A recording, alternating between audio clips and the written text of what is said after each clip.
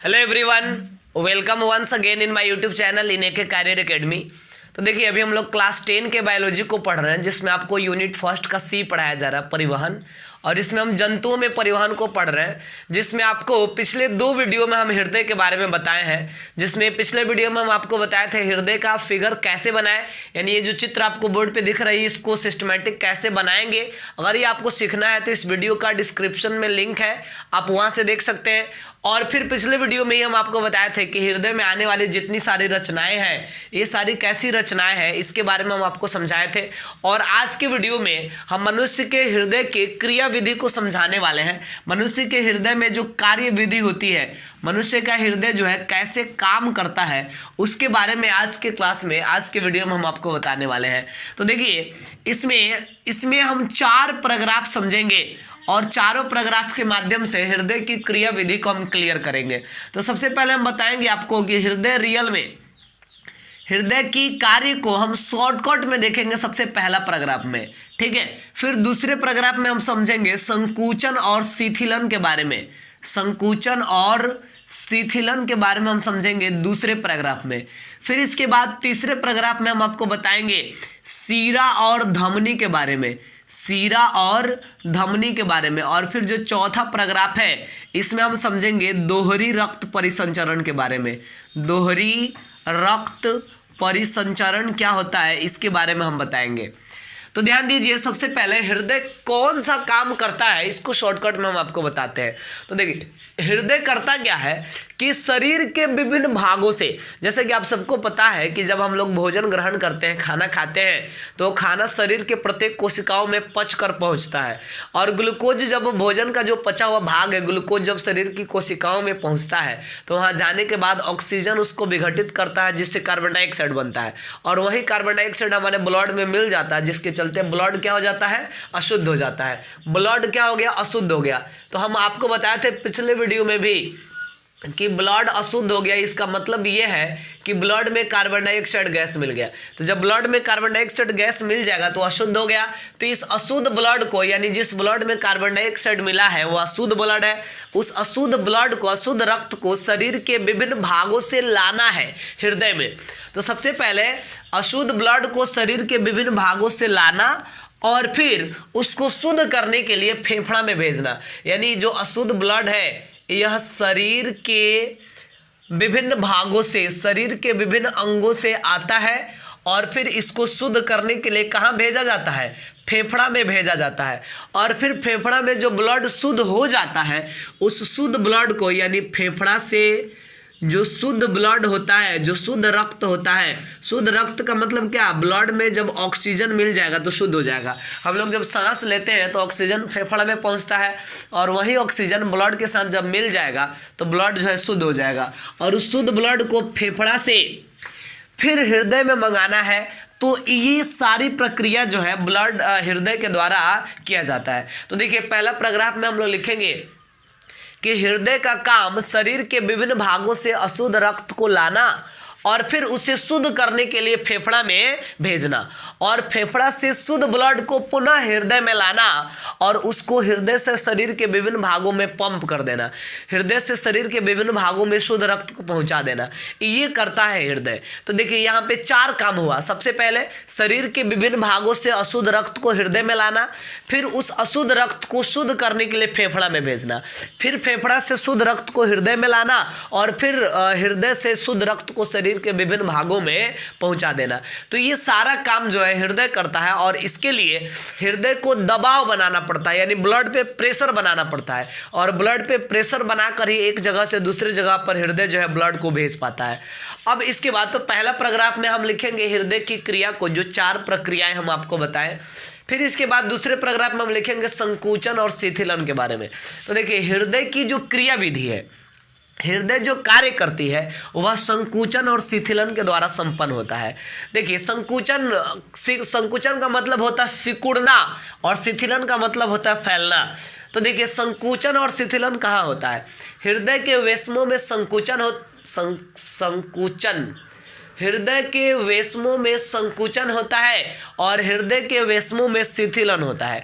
तो हृदय के वेश्मों में जो संकुचन होता है उसको सिस्टोल कहते हैं। आपको ये याद रखना है, हृदय के वेश्मों में जब संकुचन होता है तो संकुचन को इंग्लिश में सिस्टोल कहा जाता है, और हृदय के वेश्मों में जब शिथिलन होता है तो इस शिथिलन को डायस्टोल कहा जाता है। तो देखिए इसका भी एक रूल है, इसका नियम ये है कि जब ये भी अलिंद है, ये भी अलिंद है, ये दायां अलिंद है, ये बायां अलिंद है, तो जब दोनों अलिंदों में संकुचन होता है तो उस समय दोनों निलयों में शिथिलन होता है, और जब दोनों निलयों का संकुचन होता है तो उस समय दोनों अलिंदों का शिथिलन होता है। मेरे कहने का मतलब जो जब ऊपर वाले ये दोनों सिकुड़ेगा तो नीचे वाला ये दोनों फैलेगा, और जब नीचे वाला ये दोनों सिकुड़ेगा तो ऊपर वाले ये दोनों फैलेगा। और एक संकुचन और एक शिथिलन, मतलब एक बार संकुचन हुआ और एक बार शिथिलन हुआ, तो एक सिस्टोल और एक डायस्टोल, ये दोनों को अगर मिला देंगे तो इसी को हृदय का एक धड़कन कहा जाता है। यानी हार्ट का जो बीट होता है इसी को बोलते हैं। यानी हमारा हृदय एक बार संकुचित हुआ और एक बार उसका शिथिलन हुआ, यानी एक सिस्टोल और एक डायस्टोल सम्मिलित रूप से एक धड़कन कहलाता है, यानी उसी को एक हार्ट बीट हम बोलते हैं। तो दूसरे पैराग्राफ में हमें संकुचन और शिथिलन के बारे में लिखना है। तो देखिए हम क्या लिखेंगे, सुनिए एक बार। दूसरे पैराग्राफ में हम लिखेंगे कि हृदय जो है अपना क्रियाविधि संकुचन और शिथिलन के द्वारा कर पाता है। हृदय के वेश्मों में संकुचन को सिस्टोल और हृदय के वेश्मों में शिथिलन को डायस्टोल कहा जाता है।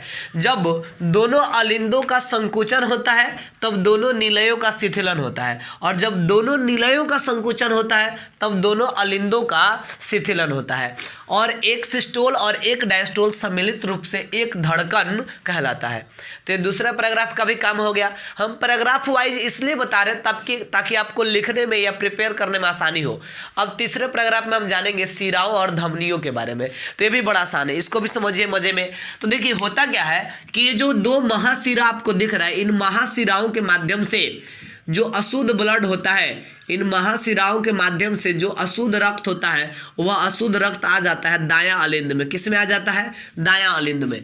और ये दो गो फुफ्फुस शिरा है, इन फुफ्फुस शिराओं के माध्यम से जो शुद्ध रक्त होता है, ये शुद्ध रक्त कहाँ जाता है? बायां अलिंद में आ जाता है। तो हम आपको बता दें कि शरीर के विभिन्न कोशिकाओं में, शरीर के विभिन्न भागों में जो अशुद्ध रक्त का निर्माण हुआ है, उस अशुद्ध रक्त को महाशिराओं के माध्यम से अशुद्ध रक्त आ गया कहाँ पे? दायां अलिंद में।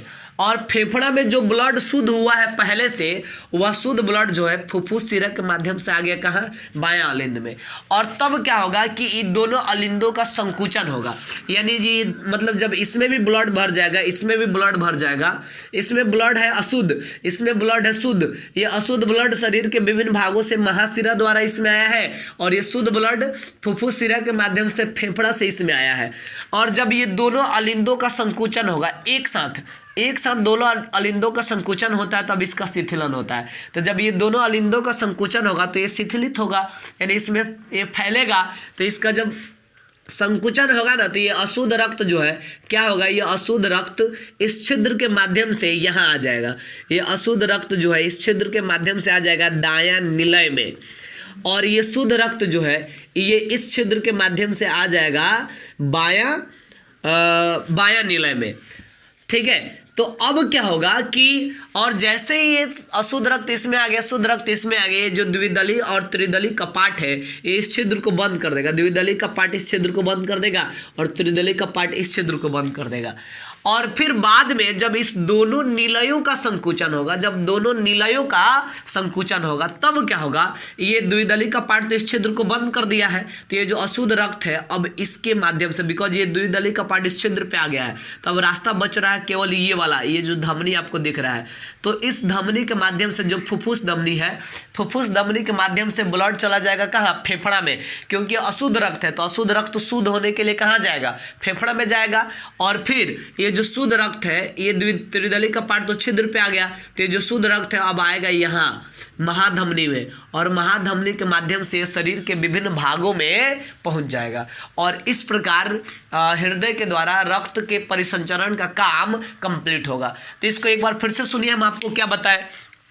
हम आपको बताएं कि शरीर के विभिन्न भागों में जो अशुद्ध रक्त बना रहता है वो अशुद्ध रक्त महाशिराओं के माध्यम से दायां अलिंद में आता है और फेफड़ा में जो शुद्ध रक्त है वो फुफ्फुस शिराओं के माध्यम से बायां अलिंद में आता है। और जब दोनों अलिंदों का संकुचन होता है तो अशुद्ध रक्त दायां अलिंद निलय छिद्र के माध्यम से दायां निलय में आ जाता है और शुद्ध रक्त बायां अलिंद निलय छिद्र के माध्यम से बायां निलय में आ जाता है।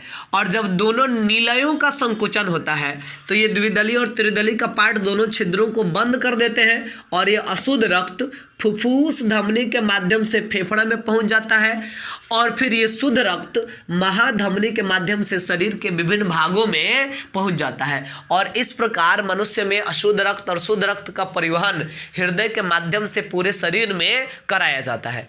अब हम आपको बता दें कि एक लास्ट पैराग्राफ आपको लिखना है जिसमें हम आपको बताएंगे दोहरी रक्त परिसंचरण के बारे में। और इसमें आपको क्या जानना है, तो इसमें जानना है कि देखिए रक्त को मतलब एक ही ब्लड को रक्त को पूरा एक साइकिल माने रक्त का एक चक्र पूरा करने में रक्त का एक चक्र पूरा करने में ब्लड को हृदय से होकर 2 बार गुजरना पड़ता है। ब्लड को हृदय से होकर 2 बार गुजरना पड़ता है। कैसे? अब सोचिए आपकी अशुद्ध रक्त जिसमें कार्बन डाइऑक्साइड मिला हुआ है वह अशुद्ध रक्त पहले हृदय में आया, फिर वो शुद्ध होने के लिए फेफड़ा में गया, फिर वो वही शुद्ध रक्त हृदय में आया और तब वो शरीर के विभिन्न भाग में गया। तो पहले वो हृदय में आया तब गया फेफड़ा में, फेफड़ा से शुद्ध होकर फिर वो हृदय में उसको आना पड़ा। यानी रक्त का एक चक्र पूरा करने में उस ब्लड को हृदय से होकर 2 बार गुजरना पड़ा। इसलिए मनुष्य में रक्त परिसंचरण को दोहरी रक्त परिसंचरण कहा जाता है। तो इसको आप लिख लेंगे लास्ट पैराग्राफ में। तो ये 4 पैराग्राफ हुआ, एक बार ध्यान से आप सुनेंगे ताकि इसका अच्छा से रिवीजन हो जाए, उसके बाद आप लिखने की कोशिश करेंगे। पहला पैराग्राफ में आप लिखेंगे हृदय शरीर के विभिन्न भागों से अशुद्ध रक्त को ग्रहण करती है और उसे शुद्ध करने के लिए फेफड़ा में भेजती है। फेफड़ा द्वारा शुद्ध किए गए रक्त को पुनः ग्रहण करके और उसको शरीर के विभिन्न भागों में पंप कर देती है, पहुंचा देती है। दूसरे पैराग्राफ में लिखेंगे हृदय अपने क्रिया विधि को संकुचन और शिथिलन द्वारा संपन्न करती है। हृदय के वेश्मों में होने वाले संकुचन को सिस्टोल और हृदय के वेश्मों में होने वाले शिथिलन को डायस्टोल कहा जाता है। जब दोनों अलिंदों का संकुचन होता है तो दोनों निलयों का शिथिलन होता है और जब दोनों निलयों का संकुचन होता है तो दोनों अलिंदों का शिथिलन होता है।